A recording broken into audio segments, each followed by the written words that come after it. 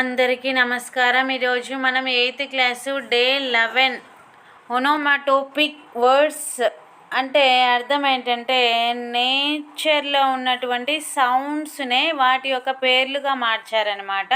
For example మనం ఇక్కడ చూసుకున్నట్లయితే words that sound like noise they describe, ఆ సౌండే వాటి యొక్క నాయిస్ని డిస్క్రైబ్ చేస్తాయన్నమాట. These are the very common nature stories like the day the river spoke. చూడండి ఇక్కడ కొన్ని ఎగ్జాంపుల్స్ ఇచ్చారు. The day the river spoke అనే లెసన్ నుంచి ఇక్కడ చూసుకుంటే రస్సిల్ అంటే సౌండ్ ఆఫ్ లీవ్స్, అంటే ఎండిపోయిన ఆకులు గలగల శబ్దం వస్తుంది కదా, అదనమాట. స్ప్లాష్ అంటే వాటర్ ఫాలింగ్, నెక్స్ట్ వాటర్ పడుతున్న శబ్దము అది స్ప్లాష్. నెక్స్ట్ బజ్ అంటే తేనెటీగల సౌండ్. షిర్ప్ అంటే పక్షుల యొక్క శబ్దము. హిస్ అంటే స్నేక్ హిస్. మర్మర్ అంటే సాఫ్ట్ వాటర్, అంటే వాటర్ అనేది నెమ్మదిగా పోతున్నప్పుడు వాయిస్ సౌండ్, అదేవిధంగా చిన్నగా మాట్లాడుతున్నప్పుడు.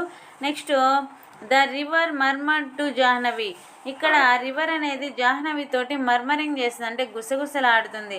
నెక్స్ట్ లీవ్స్ రసిల్డ్ ఇన్ ద ఫారెస్ట్లో అమ్మాయి వెళ్తున్నప్పుడు ఆ ఎండిపోయిన ఆకులు అడుగులు వేస్తుంటే వాటి యొక్క శబ్దం అనమాట. వీటిని ఒకసారి మనము తెలుగులో చూడండి. రస్టల్ అంటే ఆకుల యొక్క గలగల శబ్దము, అంటే కాగితం నలిపినప్పుడు వచ్చే శబ్దం అనమాట. అదేవిధంగా ఆకులు. నెక్స్ట్ స్ప్లాష్ అంటే నీటి తుంపరలు చిమ్మడం ద్వారా వచ్చేటువంటి నీటిలో ఏదైనా పడినప్పుడు వచ్చినటువంటి శబ్దం అనమాట స్ప్లాష్. అదేవిధంగా బజ్ అంటే ఈగలు తేనెటీగలు జుమ్ అని చేసే శబ్దము.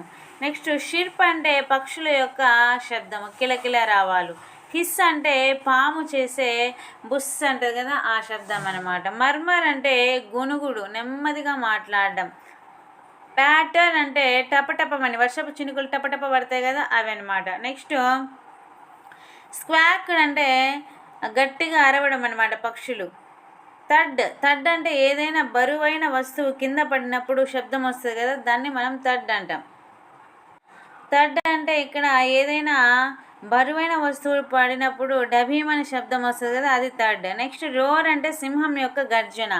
గిగిల్ అంటే చిన్న పిల్లలు నవ్వుతారు కదా కిలకిలమని, అదనమాట. నెక్స్ట్ క్లాంగ్ అంటే లోహపు వస్తువులు ఒకదానికొకటి తగిలినప్పుడు వచ్చే టంగ్ అంటది కదా, ఆ శబ్దం అనమాట. గిగిల్ అంటే చిన్నపిల్లలు నవ్వే శబ్దము. క్లాంగ్ అంటే లోహపు వస్తువులు తగిలినప్పుడు టంగ్ అని వచ్చే శబ్దము. రోర్ అంటే సింహగర్జన. థడ్ అంటే ఏదైనా బరువైన వస్తువు కింద పడినప్పుడు వచ్చే డభీమని శబ్దము. స్క్వాక్డ్ అంటే పక్షులు గట్టిగా అరవడము. ఇవి అయిపోయిన తర్వాత మనకు మ్యాచ్ ద ఫాలోయింగ్ ఇచ్చారు. Sound word action. ఇక్కడ చూసుకున్నట్లయితే షిర్ప్ అంటే ఏంటి అర్థము, small birds singing. Next murmur అంటే అర్థం ఏంటంటే వాటర్ ఫ్లోయింగ్ సాఫ్ట్లీ. బజ్ అంటే meaning insects making noise. Next splash, మిగిలింది ఏంటంటే సౌండ్ ఆఫ్ లీవ్స్. యాక్చువల్గా ఇక్కడ స్ప్లాష్ కాదు, మనకు ఉండాల్సింది ఏంటంటే రస్టిల్ అంటే సౌండ్ ఆఫ్ లీవ్స్ అనేది కరెక్ట్. చూడండి, రస్టిల్ అంటే సౌండ్ ఆఫ్ లీవ్స్, ఇక్కడ మనం రాయాల్సింది అదనమాట. ఇది మ్యాచింగ్. నెక్స్ట్ వచ్చేసరికి identify the onomatopoeic word in each sentence. Onomatopoeic చూడండి. First one the snake hissed అనేది ఇక్కడ sound. Next the children shouted and clapped అనేది ఒక sound. Next the rain pattered, వాన చినుకుల శబ్దం అని చెప్పాం కదా, అదనమాట. On the roof. Next the parrot squawked angrily, parrot అరుస్తుంది అనమాట, దాన్ని స్క్వాక్డ్ అంటారు. ఇక్కడ మ్యాచ్ ద ఫాలోయింగ్ ఇచ్చారు. చూడండి, బజ్ అంటే ఏం సౌండ్, బి యొక్క సౌండ్. బజ్ అంటే బి సౌండ్.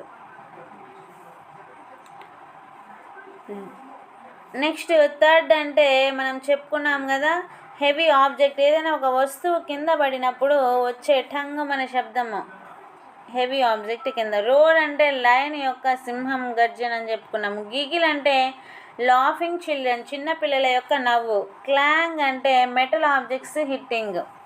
లోహపు వస్తువులు ఒకదానికోటి కొట్టుకోవడం. ఈ విధంగా మనము డే 11కి సంబంధించి 8th క్లాస్ కంప్లీట్ అయిపోయింది. ఈ విధంగా మనము సౌండ్స్ అనేవి ఓనమోటోపిక్ సౌండ్స్ని గురించి మనం నేర్చుకున్నాము. Thanks for watching this video.